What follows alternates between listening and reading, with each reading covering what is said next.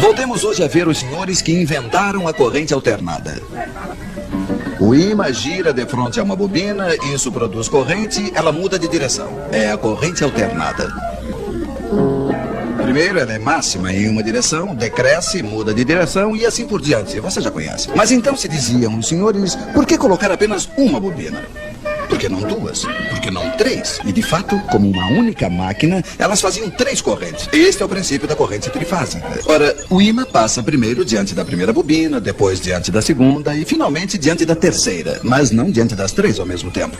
De modo que as três correntes não variam ao mesmo tempo. Elas serão, como se diz, defasadas. Vocês estão me seguindo? Sim, estamos. Quando a corrente 1, por exemplo, for nula, a corrente 2 será pela metade máxima numa direção, a corrente 3 pela metade máxima na outra direção. Ora, sabe-se que duas correntes iguais de sentido contrário se anulam. Então, o total é zero. Um pouco mais tarde, quando a corrente 1 será máxima em uma direção, 2 será pela metade máxima na outra direção e 3 também. Total, ainda zero. Vocês estão vendo que o tempo todo a soma das três correntes é nula. Mas se a soma das correntes é nula, podemos então colocar em comum os três fios de retorno. Mas claro, e funciona. O fio no qual a corrente é nula é chamado de neutro. Os três outros fios são chamados de fios de fase.